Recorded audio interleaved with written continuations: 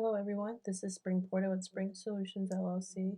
In today's video, I wanted to go over the state of New York and their districts. When you type in New York in the unclaimed funds locator, you only see the Western District. But if you come to the uscourts.gov, the court website links website, it will show you all the courts in the US for the district courts and also the bankruptcy courts. If you come down to the state of New York, you notice that there are 4 districts. So there are 3 other ones that are not listed on here. So I thought I would go through those particular districts, go to their court websites, see how easy or difficult it would be to navigate through them, to find the bankruptcy unclaimed list, and also maybe pull up some instructions. So if you are interested in maybe working in the state of New York for unclaimed funds, or you live there and you thought maybe that would be a good place to start, please stay tuned. Let me preface the video again that I'm not an attorney. This is not indicated as legal advice. This is just basic information on researching the unclaimed funds list in the state of New York. So if I come to the Western District of New York, that is here. If I click search, I can just see very simply, the list. And it'll tell, there's over 7,000 here when I plug that in. So I'm trying to see maybe how many, or if it's just as easy to pull that up on these sites. So if you click onto this, it'll pull you up the actual website, which is why I like that particular list. Again, it's uscourts.gov, and if you go to the right, you'll see the bankruptcy courts. I've mentioned this in previous videos, but just for anyone who's new to my channel, maybe come to this website. It's an easy way to access the court websites and sort of keep everything in a centralized location. So we're going to start with the Eastern District. If I pull that up, it will bring me to this page here, and this page, court page, along with, even if you're paying your cell phone bill now, they have this COVID-19 procedures and what to do. So if there's a court closures, or maybe they're modifying the hours, or just their procedures would be listed here. So that's a good source of information. If you come down, usually unclaimed funds will be listed here, but it's not. So we're going to go up here and type it. I've mentioned this in previous videos, but I'm doing this to show you that every state, as I keep saying, every district and every state is so different. I'm wanting to know what it's like to work in the state of New York for this, so I'm curious to see what we find. So when I come to the search engine, I type in unclaimed funds, and then I'm looking for, this has local rules, I'm looking for just general information. So I click that. It looks like this was last updated December the 1st, 2019. So it's fairly recent, about a year old. So there are instructions, and then there's the application. So they give you templates, so that's good. I'm going to click on the instructions. I want to see what they have. So searching unclaimed funds. To search unclaimed funds, use the search module. Okay, so that's not here. I think they want you to click on this site that's not working. Another way, let's see. If you needed a computer, it's saying that you could actually use the court's public computer. It's probably not accessible now, or if it is, I'm sure they probably limit how many people can go in at a time. So you might want to call the clerk's office and find out if there is an actual paper list that they have at this time. They will probably give you that information. While I'm on this site, I want to see if they recognize third parties. So I see successor claimant representative. So that's good for this particular district. They don't appear to, you don't have to be an attorney to do this. It shows here that you can be a claimant representative, which is nice, but we still need a list. So it's good for the instruction package, but let's see if there's an actual list. So click here to search for unclaimed funds. Okay, so it brings us to this section. It appears, and it seems like all the claims are going to be over $25. So for this particular district, you're going to need a case number or a name. You're going to need some identifying information. So let's see if we can kind of bypass calling the clerk or maybe having to pay for a list. Let's see if we can just type in maybe a common name. So I typed in Harris, and that pulled up just 3. Let's see if I can type in a first name. How about Susan? So that pulled up some. And the way that this appears to be written is their case number is on the left, and then I believe the title is probably the person that filed bankruptcy. And then the creditor's name is listed here because it has the last known address, and then it has the amounts.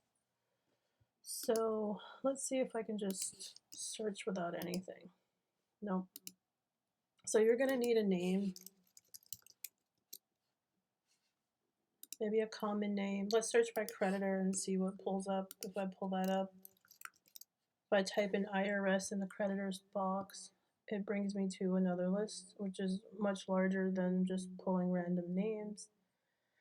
But if you were, just starting out and you don't want to pay for a list, if that's what the clerk says that you need, I mean, some you have to pay for things. So you just maybe search this way. I'm all about getting things for free. Maybe just type in bank. So if you're wanting to represent creditors and call the creditors for these particular funds, you have at least a list here that you could start with. All right. So that is just one district. Again, call the clerk. I would probably call them first and then maybe do it this way if you want to. Maybe just get more information. It's always good to know who to contact, regardless. So that is this. So the Eastern District, they recognize third parties. They have contacting information, for the clerk, but it's not, the list is not easy to get. But they do have this little portal thing. So that's that. This is the Southern District. So let's see. We come to the main site, and unclaimed funds is listed right here. There is an instruction application packet. So let's click on instructions and see if they recognize third parties. So here they have their finance department address, and they have a telephone number. So they give you that. And then let's see. I'm looking for something that says third party or fund. Okay, so here in section 4 of this instruction packet, it lists additional requirements for funds locators.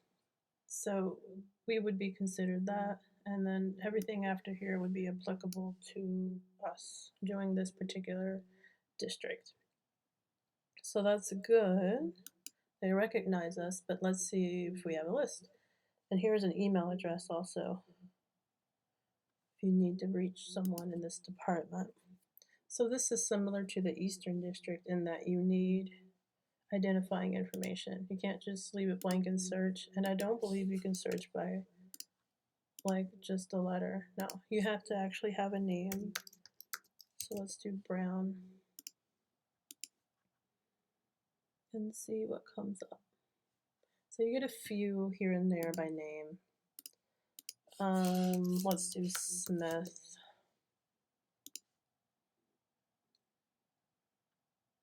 Yeah, just one. Let's do Stein. Search. Yeah, so there's a few that comes up depending on which name you pick. All right, and then let's see, recipient name. We'll do the same IRS, maybe pick some popular creditor names or banking institutions. If I just put bank, I have a list. So you could work these.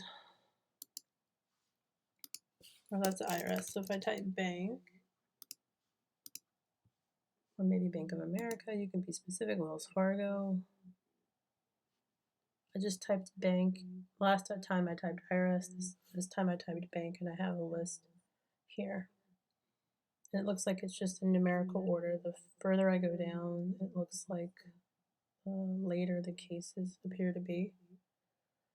So this is potentially a way that you could do it. If you didn't want to call the clerk and you didn't want to maybe pay for a list, maybe search it this way. But it's always a good idea to call the clerk's office just to find out, what pieces of missing information that you need.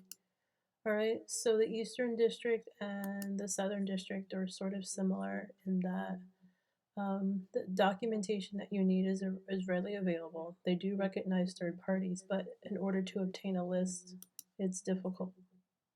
So the last district we're going to look at is the Northern District. As I mentioned, the Western District is already listed on the funds locator. So this is the fourth one. This is the Northern District. And if I scroll down, I don't see the unclaimed funds portal.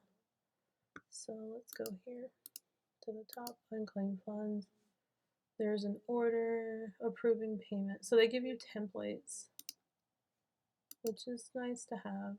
So you could fill this in if you were working on something. It's readily available. You don't have to recreate anything. You just plug it in.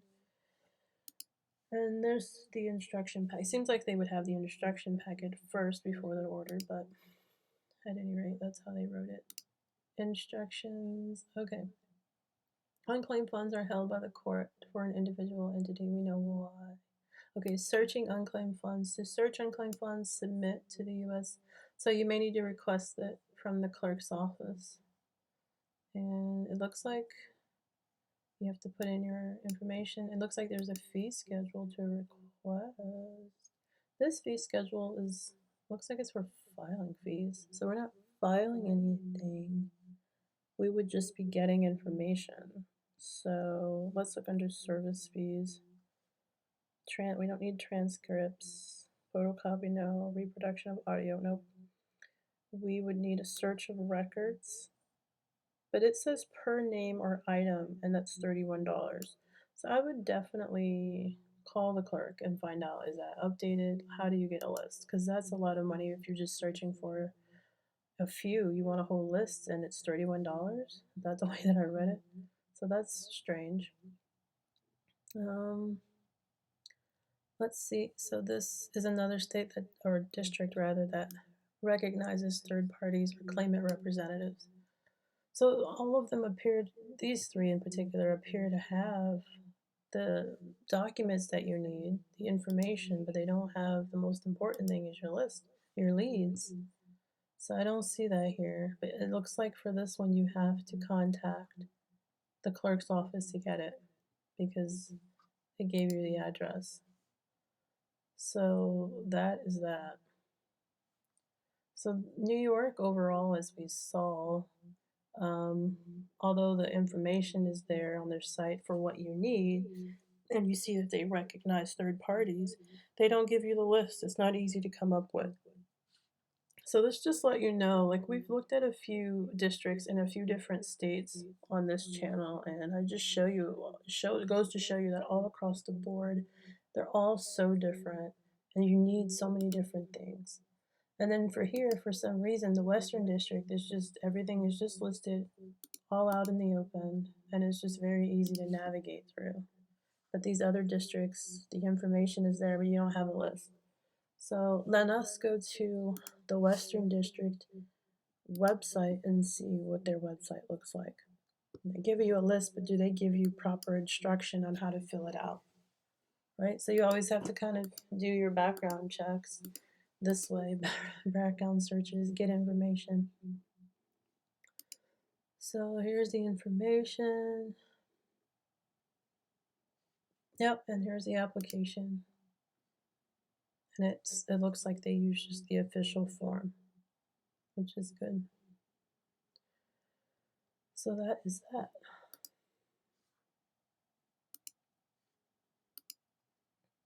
All right, so this is good to know. And if you go further down for this district, they give you the instruction packets. So foreign claimant, successor claimant, claimant representative. So all of these districts in the state of New York do recognize that there is a claimant representative or funds locator. and you could potentially work there if you had a list. So that's what we found out from New York. It wouldn't be easy to work these there, but I mean, not impossible, right? But of course, to remember to always double check um, the office that these particular applications would be going to, because you don't want to download this information and get it, and then you realize, oh, their office is closed or this particular division is not working today. So it's probably a good idea to always call the clerk's office. Do your background search first for these particular districts that you don't see on the funds locator. Get as much information as you can, and then you can go to the clerk's office and contact them because um, these court workers, the clerks, they're not the friendliest to talk to. So if you're going to get someone on the phone, just try to have all your questions right listed down, written down, so that you can just get it all out and just contact them, you know, one or two times as opposed to just keep calling back. So that's what I've noticed contacting them. Just have all your questions kind of out. So I hope this is helpful for anyone who is wanting to work in New York and try to unclaim funds. It's a little bit more difficult than some of the other districts that I've seen, but I don't think it would be impossible. All right. So I hope this is helpful to you. Please comment, like, share, subscribe to my channel, and I will see you in the next video. Thank you. Bye.